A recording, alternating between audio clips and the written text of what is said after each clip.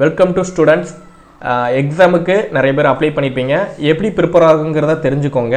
இங்கே டிஸ்பிளே காமிக்கூடிய இந்த வெப்சைட்டில் போங்க. உங்களுக்கான யூசர் நேம் பாஸ்வேர்டு போட்டு லாகின் பண்ணுங்கள். ஸோ இந்த யூசர் நேம் பாஸ்வேர்டுங்கிறது நீங்கள் அப்ளை பண்ணும்போது கண்டிப்பாக கொடுத்துருப்பாங்க. மேபி உங்களுக்கு இந்த யூசர் நேம் பாஸ்வேர்டு வந்து கொடுக்கல அப்படின்னா நீங்கள் எங்கே அப்ளை பண்ணீங்களோ அங்கே போய் கேளுங்க. கண்டிப்பாக யூசர் நேம் பாஸ்வேர்டு வந்து கண்டிப்பாக கொடுப்பாங்க. நீங்கள் யூசர் நேம் பாஸ்வேர்டு போடுறதுக்கு முன்னாடி இந்த ஒவ்வொரு டைம் இந்த வெப்சைட் லிங்க் ஓப்பன் பண்ணது பதிலாக சிம்பிளாக ஒரு ஆப்பை இன்ஸ்டால் பண்ணுற ஆப்ஷன் சொல்கிறேன். மேலே இருக்கக்கூடிய த்ரீ டாட் பட்டனை கிளிக் பண்ணிங்கன்னா கீழே இன்ஸ்டால் ஆப்னு இருக்கும் ஒரு பட்டனை. அந்த பட்டனை கிளிக் பண்ணுங்கள். இப்போ இன்ஸ்டால் கேட்கும், இதை இன்ஸ்டால் கொடுத்துருங்க. ஒவ்வொரு டைம் இந்த வெப்சைட் நேம் ஓப்பன் பண்ணது பதிலாக நீங்கள் டேரெக்டாக ஆப்பை ஓப்பன் பண்ணி உங்களுக்கு வந்துட்டான யூசர் நேம் பாஸ்வேர்டு போட்டு நீங்கள் என்ன பண்ணிக்கலாம், சைன்இன் பண்ணிக்கலாம்.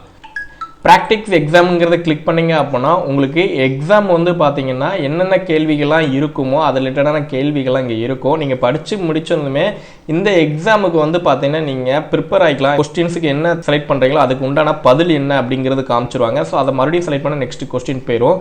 ஸோ இந்த மாதிரி ஒவ்வொரு கொஸ்டின்ஸுக்கும் பார்த்தீங்கன்னா அதுக்கான உண்டான பதில் வந்து நீங்கள் நம்ம போகிறது கரெக்டாக தப்பா அப்படிங்கிறத நீங்கள் செலக்ட் பண்ணி என்ன பண்ணிக்கலாம், அதை நீங்கள் கரெக்டாக தெரிஞ்சுக்கலாம். ஸோ இந்த மாதிரி நீங்கள் நிறைய கொஸ்டின்ஸ் என்னெல்லாம் அட்டன் பண்ணி பார்க்குறீங்களோ இதில் வரக்கூடிய கொஸ்டின்ஸ் தான் உங்களுக்கு எக்ஸாமுக்கு வந்து வரும். ஸோ அதனால் இதில் நீங்கள் எக்ஸாமுக்கு வந்து ப்ரிப்பேர் ஆகிருக்கோங்க.